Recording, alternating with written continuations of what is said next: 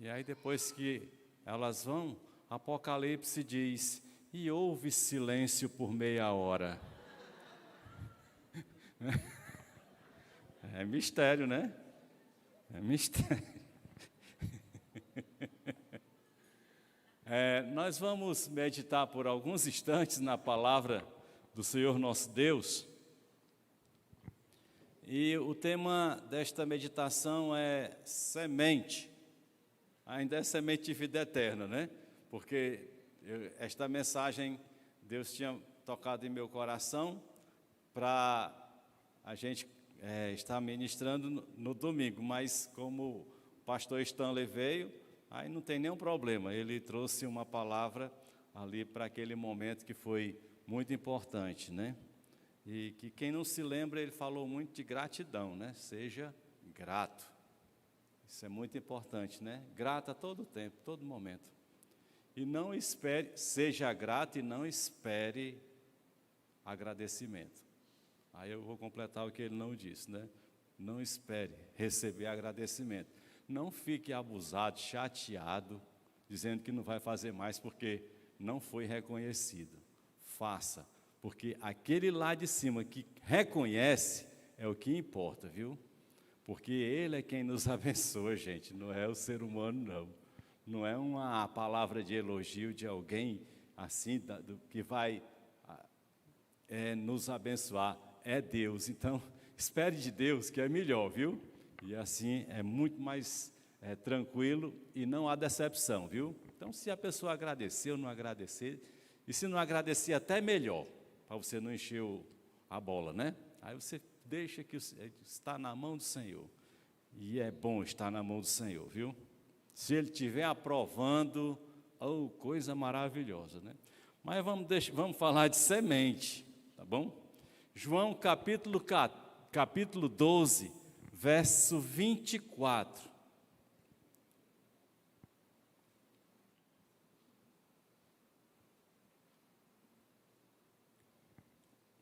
E diz assim, a palavra do Senhor, neste versículo: digo-lhes verdadeiramente que se o grão de trigo não cair na terra, continuará ele só, mas se morrer, dará muito fruto. Mas se morrer, dará muito fruto. O quê? A semente. Se a semente morrer, dará muito fruto.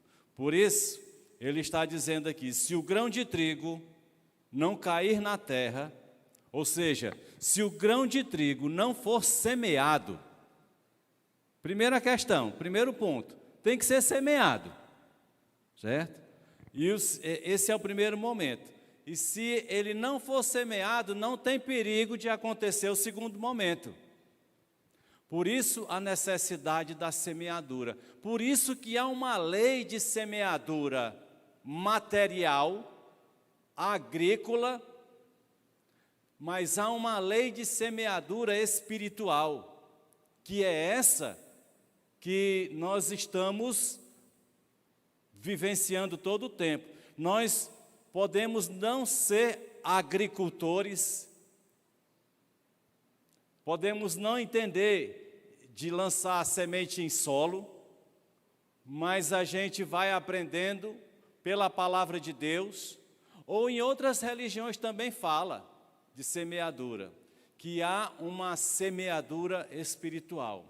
Mas a Bíblia Sagrada, o nosso livro, que é a nossa bússola, que nos mantém na direção certa, que é na direção de Deus, ela está em todo momento falando para nós a respeito de semeadura. E ele diz assim, que se o grão de trigo não cair na terra, não for semeado, tá?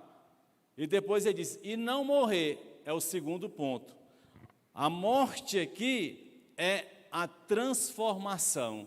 Se esse grão, se esta semente não passar pela transformação, tá? A gente tem um conhecimento de morte, por quê? Querendo ou não, gostando ou não, sendo incomodado ou não, a morte, ela é algo que vem para o ser humano e ela transforma o ser humano. Porque você deixa de ter esse corpo maravilhoso que você tem para se transformar em algo decomposto, perdendo toda a sua forma. É uma transformação. Então, é isso que acontece com a gente. Quando eu fui resolver o problema lá no Parque da Paz do meu pai, ele disse, tem que tirar 2 pessoas que estão aí. Eu nem me lembro quem eram essas pessoas, mas é da família, né? Aí quando eu cheguei lá, eu disse, e como é que a gente vai fazer isso? Não, a gente bota tudo nos 2 negocinhos assim e pronto. Então aquelas pessoas que eram vivas, atuantes, faziam isso, aquilo, outro, transformou em quê? Nada. Num baú de coisas que não perdeu o sentido. E tem gente que se acha tanta coisa, não é? Mas ele está dizendo para mim e para você que se ele não morrer, tá? Ele continuará ele só. Mas se morrer, ele dará muito fruto. E Jesus Cristo, quando ele está falando isso para nós, ele está falando primeiro dele. Ele é este grão de trigo, que foi semeado por quem? Por Deus. Deus semeou esse grão de trigo, Jesus Cristo, para estar entre nós. E esta semente, ela trouxe muitas referências para nós desta semente. Mas quando ele chega e diz, se esta semente não morrer, falando dele, vai ficar só ele, continua sendo só ele. Mas ele diz que se ele morrer, ele vai dar muito fruto. Aqui está. No mundo inteiro, muito fruto, por causa do grão de trigo que morreu ali, né? Então note, quando a gente vai falar a respeito disso, eu fui consultar um pouco a respeito da germinação, que é o meio pela qual a planta se reproduz, né? Para você que quer trabalhar na botânica, nesse negócio, a germinação é o meio pela qual a planta ela vai se reproduzir, ou seja, é o início de uma nova planta a partir da semente. Tudo começa da semente. Durante a germinação, o caule se forma para cima e se desenvolve formando as folhas, que produzem alimento para a planta. E ele vai dizer aqui para nós o seguinte, que nesta transformação que deixa de ser semente, tem um caule apontando para cima, para o céu, para Deus, mas tem uma raiz apontando para baixo, que é dizendo, aquela formação que vai dar a ela sustentação, tá? Quando a gente não tem uma boa raiz, seja de ordem moral, seja de formação familiar, se a gente não tem esta raiz, meus queridos, a gente é balançado para todo lado. E a gente sofre grandes consequências de perda quando nós não estamos bem filtrados com raiz, tá? Então nós precisamos de 2 coisas, como a semente que morre, assim como nós que morremos, já antecipando para esta vida mundana, para nascer para a vida com Cristo, a vida espiritual, a vida, não simplesmente a vida eterna, porque a vida eterna vai ter para todos, mas a vida eterna no reino dos céus, é preciso então que a nossa vida esteja apontada para o céu e que a nossa vida esteja arraigada com o fundamento da palavra de Deus para não ser abalada. São 2 situações bastante interessantes. Então, na germinação, o caule se forma para cima e desenvolve, formando as folhas que produzem alimento para a planta. E ela vai crescendo e tem o sol que vem na folha, né? E tem todo um processo. Já a raiz cresce para dentro da terra. Para germinar, a semente precisa de água. Para que se desenvolva a planta, ela precisa de água, ela precisa de ar, precisa de sais minerais e precisa de luz. Quando você vai ver a respeito do mar, tem locais que tem vegetação, mas naquele local que tem vegetação é porque a luz solar está chegando até lá. Quando não tem luz, não tem vida. Em todo lugar que não há luz, não há vida. E aí, quando a gente observa isso, nós vamos ter algumas correlações a respeito da nossa vida, exatamente comparando a uma semente que germina e vira uma planta, e assim nós também podemos entender que há uma correlação na nossa vida em que Deus nos deu e como isso processa, porque vai dizer assim que o ar é exatamente a ação do Espírito Santo. Porque vento, ar e Espírito Santo está enquadrado na mesma palavra do hebraico. E eu não vou falar aqui dessa questão.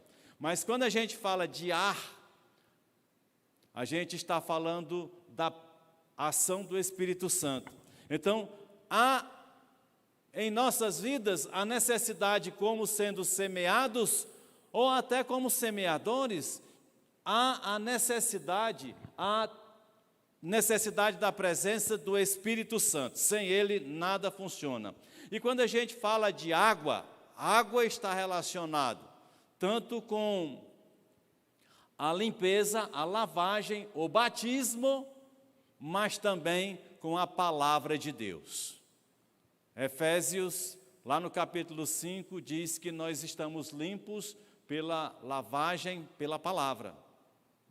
Então a palavra, ela serve como água para nos limpar. A palavra de Deus é quem nos limpa, tá? A água, a palavra de Deus. E o batismo é uma confirmação. Nós precisamos passar pelo batismo. Tem pessoas que estão no leito, estão nos seus últimos dias, que têm um encontro com Jesus Cristo. E tem dito, como é que ela vai descer as águas batismais? Não é preciso muita água, é preciso água. Não disse quanto. Por isso, às vezes, dentro de uma UTI, a pessoa que teve o encontro com Jesus Cristo, ainda está consciente, batiza-se. Porque há uma necessidade. Jesus nos fala de batismo. Quando Deus ele envia João Batista para abrir o caminho para Jesus Cristo, o ato principal de João, o ato material era batismo. Ele falava de batismo para arrependimento, ele falava de arrependimento e falava de atitude concreta, batismo em água para arrependimento. E quando Jesus Cristo vem, que vai falar de arrependimento, também vai falar de batismo, e o próprio Jesus Cristo foi batizado em águas. Tá? Então, há uma necessidade da água, mas também para que a planta ela se desenvolva, é preciso dos chamados sais minerais, que é o alimento que fortalece. Sem a palavra de Deus e sem a oração, são as duas coisas que devem reger nossa vida. Às vezes a gente acha que reger nossa vida é preciso muita coisa, tá? Mas para reger nossa vida, duas são as fundamentais. É a leitura da palavra, é o aprofundar na palavra, é o conhecer a palavra e a oração. Leitura bíblica e oração andam junto. Então, quando a gente lê a palavra de Deus, a gente está orando ali, a gente para de ler, aí ora, depois volta a ler. Ou a gente ora, lê, depois ora de novo. Vai essa mistura que é fantástico, maravilhoso e que nos dá aquela paz que excede o entendimento humano, né? Quando a gente tem essa prática, a nossa vida é equilibrada. Quando a gente vai ao culto, o culto a gente vai adorar o Senhor, vai cultuar o Senhor, vai entregar ao Senhor. Aí vem um pregador, fala e você se sente bem. Mas já percebeu que toda mensagem, quando você sai, ainda que tenha se sentido bem, pouquíssimo dela você se lembra. E na maioria, nada. E eu confesso meu pecado, nem eu lembro as mensagens que eu prego. Mas a minha meditação ali com o Senhor fica aqui. Quando eu estou ali no meu quarto, lendo e orando, aí vem uma impregnação. Mas aqui e acolá a gente guarda um pouquinho da palavra do Senhor, né? Então ele vai falar disso, mas também vai falar da luz solar. Sem luz não há vida. Sem luz, sem sol, não há vida. Jesus diz: eu sou a luz do mundo.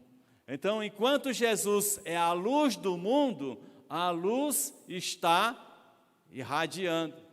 Enquanto Jesus é a luz do mundo, ele também está dizendo: eu sou o sol da justiça. E o sol da justiça, Malaquias capítulo 4, se eu não me engano, é o último capítulo, vai falar que virá o sol da justiça, e Jesus é este sol, que ofusca o sol do sistema solar, Jesus.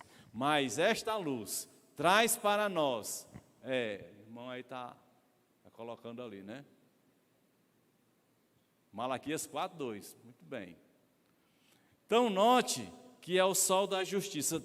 Desta forma, as folhas produzem o alimento necessário para o seu desenvolvimento, dando início a uma nova planta, uma nova vida. E dessa mesma forma, sabemos que quando a palavra vem para nós e a semente é lançada e tudo mais, nasce em nós uma nova vida. E esta vida vai crescendo e se fortalecendo da mesma forma.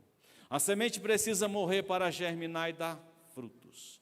A lei da colheita ensina que para a semente germinar e dar frutos, ela precisa deixar de ser semente.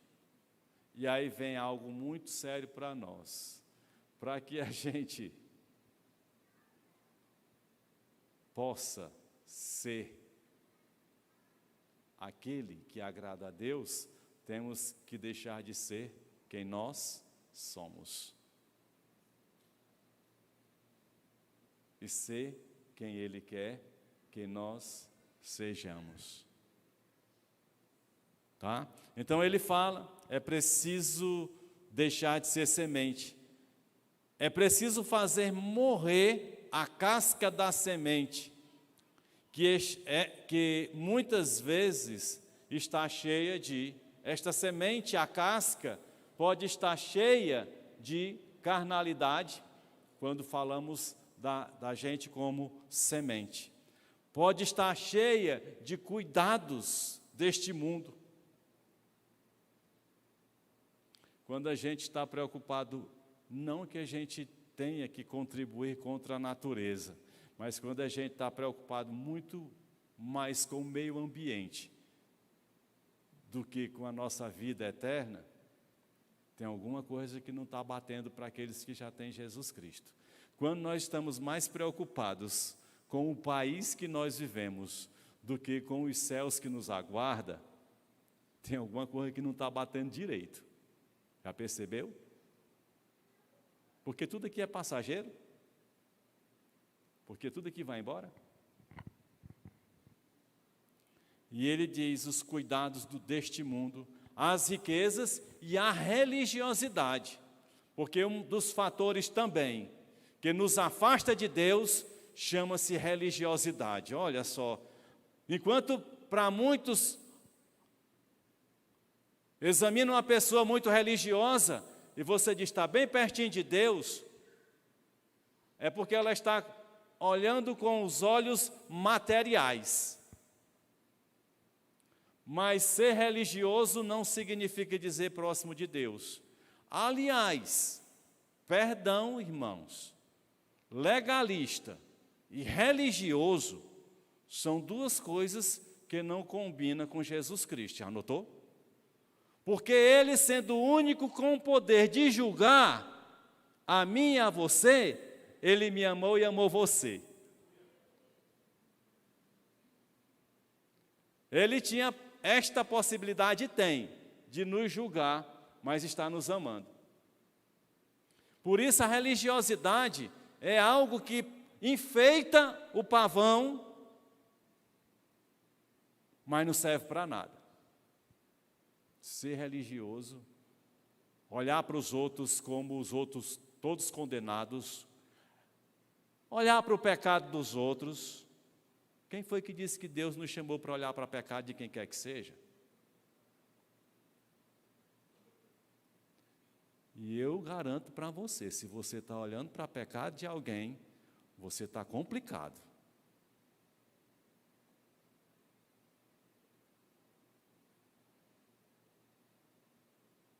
Porque nós não fomos chamados para olhar para o pecado de quem quer que seja.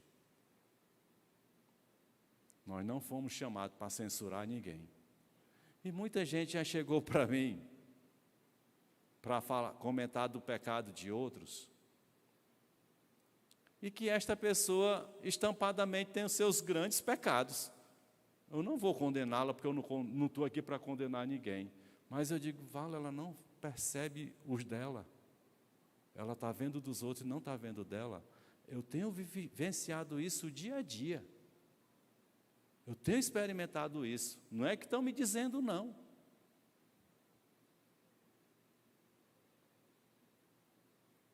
Uma vez, eu dirigi uma célula de oração e eu levei um irmão, eu dei carona para um irmão, e naquela carona para o irmão, chegou na célula de oração, me perguntaram, aí eu disse para aquele irmão orar. Quando terminou, algumas pessoas me cercaram essas pessoas, e disseram, você não sabia que ele fuma, não? Eu digo, sei.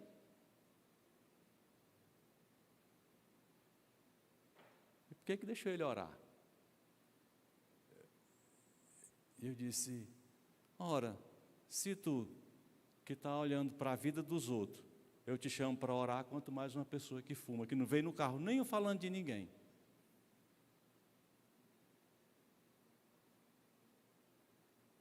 Porque esse negócio de legalismo e religiosidade foi que, entre aspas, matou Jesus Cristo. Quem matou Jesus Cristo foi a promessa de Deus, tudo bem. Mas foi essa religiosidade que foi o instrumento de sacrifício e de dor de Jesus Cristo. Então não seja religioso, seja Jesus. Ame, né? Ame. Amém? Por isso, olha, riqueza e religiosidade. 1 Coríntios capítulo 15, verso 36, diz assim, insensato, o que você semeia não nasce, a não ser que morra. Paulo estava meio chateado, né? Ele chamou de insensato logo. Se eu for chamar aqui alguém de insensato, ou chamar a igreja de insensato, no domingo já não vem mais ninguém. Já tem vindo pouca gente, né?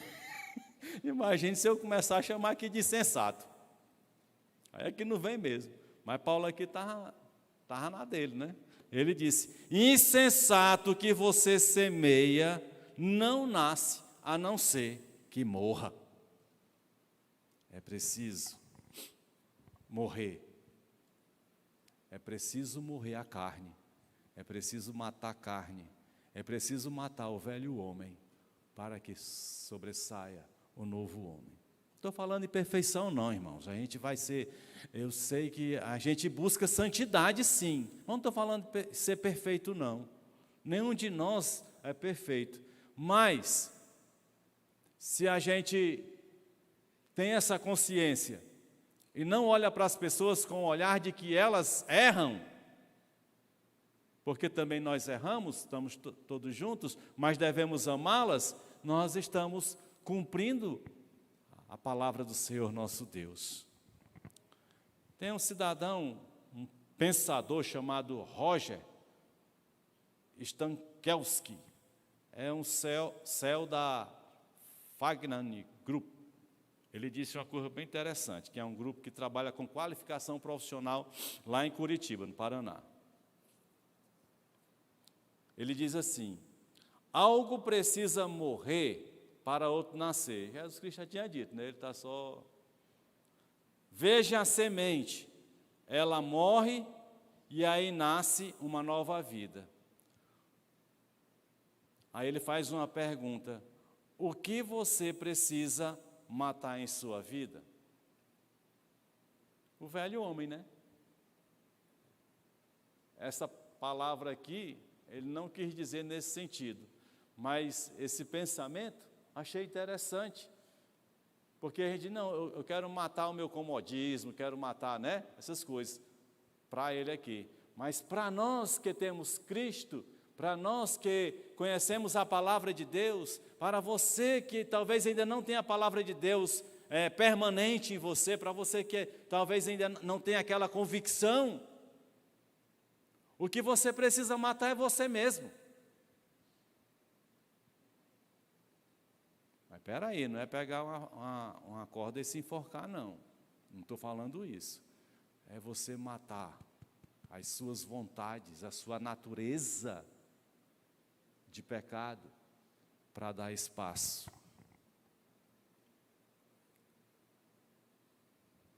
à natureza espiritual.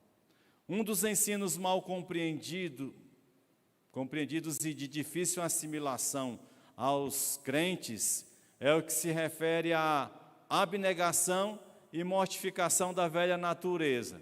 Aliás, muitas igrejas hoje, igrejas novas, igrejas de avanço de multidões de pessoas, têm evitado falar de abnegação e de mortificação da velha natureza.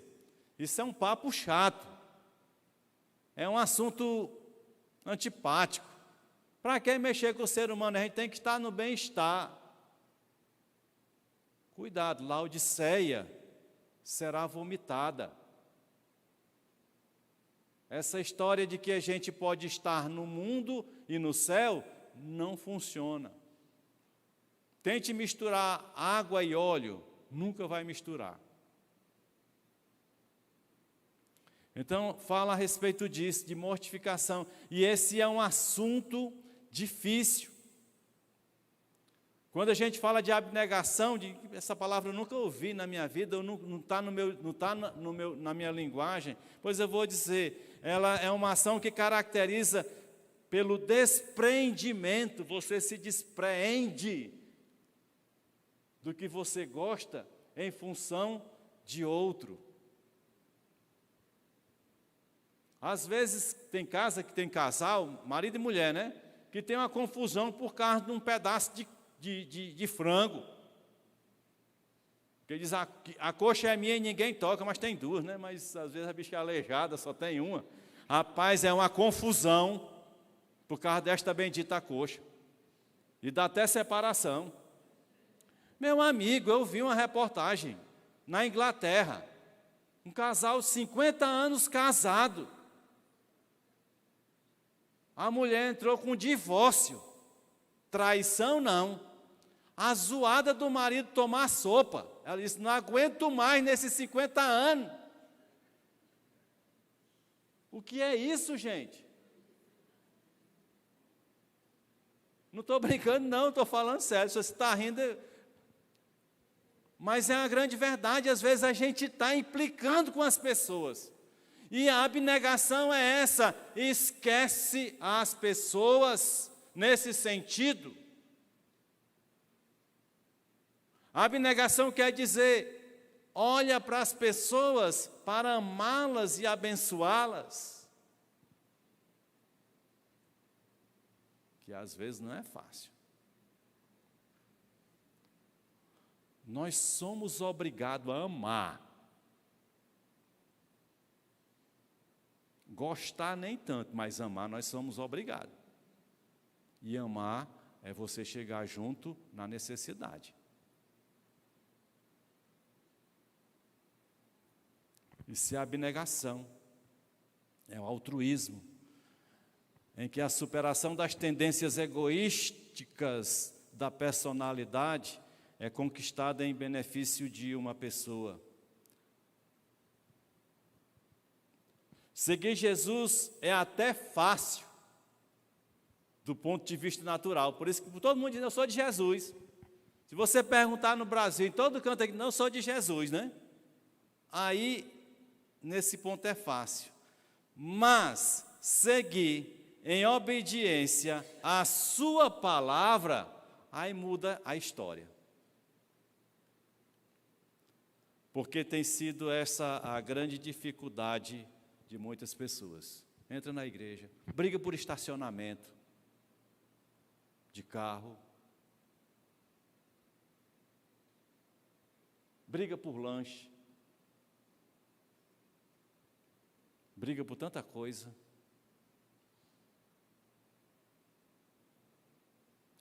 E é preciso a gente então matar esta semente, né? Se fosse hoje, Jesus ele ia ter dificuldade de pregar, viu? Se fosse hoje. Naquele tempo ele teve, né? Mas eu acho que hoje estava mais difícil. Olha, tem a palavra de Deus fala daquele jovem rico, né? Que chegou para Jesus. Não tem um jovem rico? Todo mundo se lembra dele aqui, de jovem rico, chegou para Jesus, que ele chegou cheio, porque ele era obediente à lei, né? Religioso. Cumpria bem direitinho, pianinho, todos os mandamentos. Ele chegou lá cheio. Jesus, que sabe todas as coisas, né? Ele disse, mestre, que preciso para herdar a salvação? Ele ia, talvez, achando que às vezes Cristo ia dizer assim, rapaz, você já está mais do que no céu.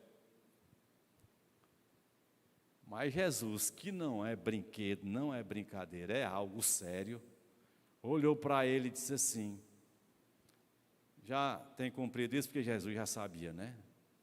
Tá, esses aqui, tá, Mateus, amar Deus, amar o Pai, tá. Ah, isso tudo eu tenho cumprido desde a minha juventude. Cumpro tudo. Te falta uma coisa. Vende tudo que tem, dá aos pobres, vem e segue-me, e terá um tesouro no céu. Olha o que Jesus Cristo foi arrumar. Se fosse outro, rapaz, o rapaz é rico. Se chegasse aqui na igreja, né, um rapaz rico desse jeito, era difícil inventar mais alguma coisa para ele pensar se ia ficar ou não, né? Ah, Deus foi certo. Já Deus foi certo. O que é que você quer fazer na igreja? Eu cheguei numa igreja uma época, eu estava saindo de transição de uma igreja para outra, né? E eu fui convidado para participar de uma igreja. Que eu passei 1 ano nessa igreja. Não era bem a igreja que eu estava querendo ficar. E quando eu chego lá, o pastor disse assim, o que é que você quer de cargo na igreja? Eu digo, homem, para com isso. Deixa primeiro eu chegar, sei nem se eu vou ficar. Assim que a Rebeca nasceu, eu saí de lá. Porque eu não me encaixava daquele jeito ali, daquele negócio. Mas chegou oferecendo. Digo, vamos, deixa eu primeiro sentar, deixa você primeiro saber quem eu sou. Então note que o jovem rico aqui é o sonho de consumo hoje de tantas igrejas, você nem imagina. Wesley Safadão. Ixi, como é que corta esse negócio? E outros. É o sonho de consumo. Por quê? Da posição. Mas aí quando Jesus chega e diz, vende tudo que tem e dá aos pobres, como é que fica aquela pessoa? Complicado, né? Complicado. Mas é isso que ele diz. Então Jesus Cristo, se fosse hoje, pregando desse jeito, ele seria veementemente censurado, criticado e recriminado, viu? Está perdendo um membro desse, Senhor? Um homem desse é importante demais para nós. É porque Jesus Cristo não está interessado em bem material de ninguém. Jesus Cristo está interessado no coração. É preciso que uma nova existência se inicie para que frutifiquemos para o Senhor.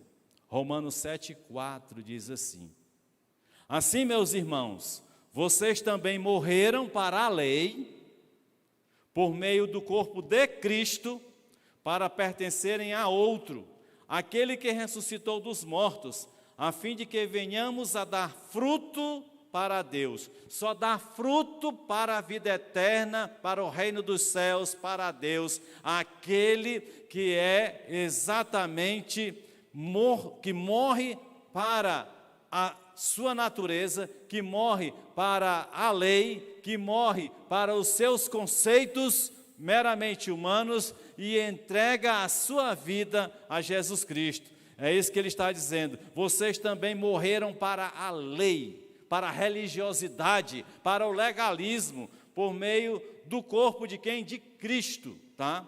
Para pertencerem a outro, que esse outro é Cristo, não mais a lei. Nós pertencemos a Jesus Cristo, que é aquele que ressuscitou dos mortos. Então, quando nós passamos a ser de Jesus Cristo, nós vamos dar fruto para Deus. Assim como a semente assume uma nova natureza, se queremos realmente ter parte com Cristo Jesus, precisamos morrer para nascer de novo. João 3, né? João 3, a gente, no último culto do Semente de Vida Eterna, falando sobre o episódio lá de Nicodemos, nós vimos que Jesus fala a respeito do novo nascimento.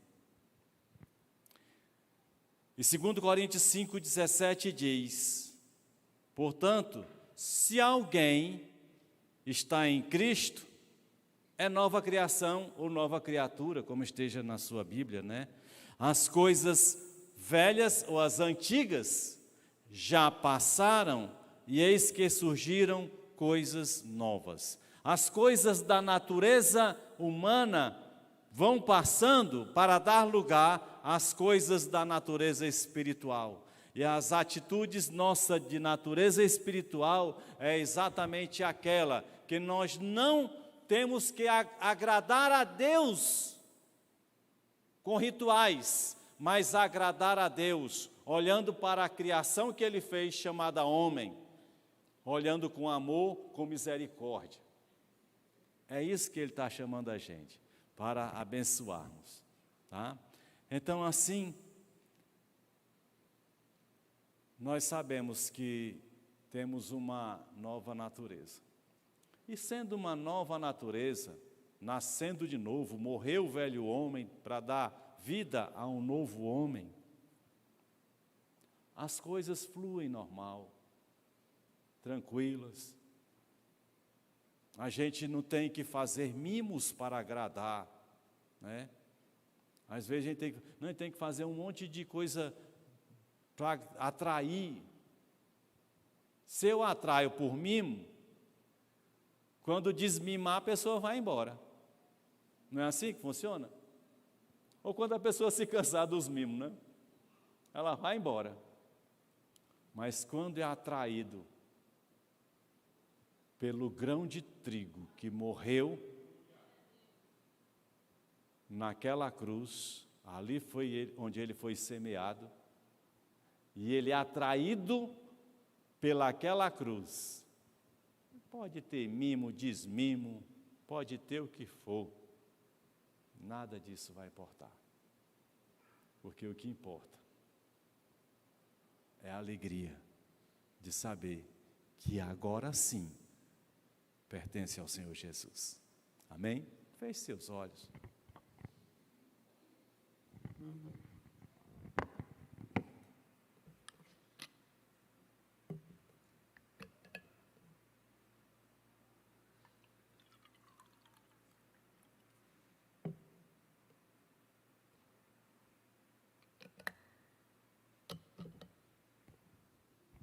Se alguém entre nós que ainda não tem Jesus Cristo, queira aceitar Jesus Cristo, eu gostaria que você desse um sinal dizendo, eu vou entregar a minha vida para Jesus porque eu sei. E aí você vai estar morrendo para si, para viver para a eternidade com Ele. Há alguém em nosso meio? Levante a sua mão dizendo, eu entrego minha vida para Jesus. Temos alguém? Esse é um passo difícil, né? A gente pode dizer, sou de Jesus, eu sou dele. Mas na hora que ele diz, você entrega a sua vida, você vai morrer para a velha natureza para ser uma nova, aí a coisa pega em nós. Mas se você, né, que está aqui nesta noite, Deus tem falado ao teu coração, o Espírito Santo está movendo, e você quer entregar sua vida para Ele,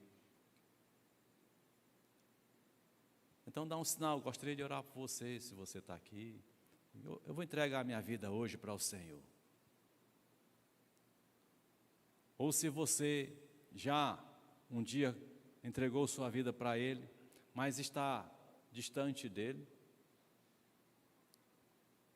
e quer hoje renovar a sua fé com Ele, dê um sinal também para que a gente possa orar, se você quer se reconciliar. Se há alguém, nós não vamos insistir muito, porque isso é uma posição sua, porque eu sei que o Espírito Santo fala com você, porque eu sei que Ele mexe com a gente. Tudo que a gente faz nesse mundo, se você começar a escrever, começar a refletir, no final você vai dizer assim, de que valia tem tudo isso que eu tenho feito, se não tem me trazido paz, se não tem me trazido uma harmonia, se não tem me trazido uma tranquilidade dentro de mim. Porque nada que esse mundo oferece, ainda que seja aparentemente gostoso, dentro de nós,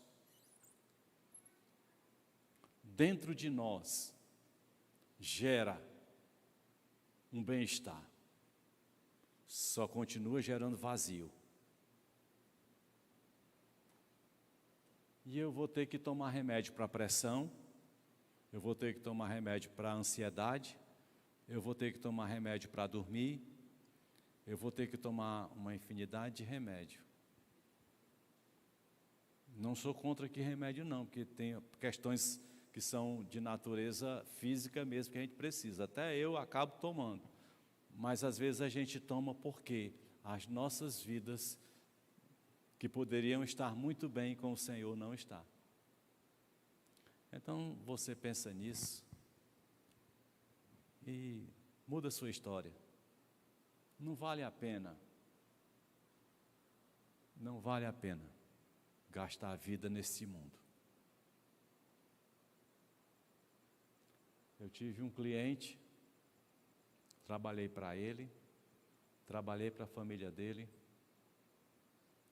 depois ele fez confusão com a esposa, arranjou outra mulher, ele pegou, tomou parte do que ela tinha, criou confusão com filhos, se endividou, ficou em mão de agiotas, e no sábado tomei conhecimento que no dia 15 ele acabou com a sua vida, porque o mundo não oferece nada que preste. Satanás pode até dar algo que pareça ser bom, mas o objetivo dele é destruir, é matar, é roubar. Então é só Jesus Cristo mesmo. Então, se alguém quiser entregar sua vida para Jesus ou se reconciliar, pode vir aqui à frente.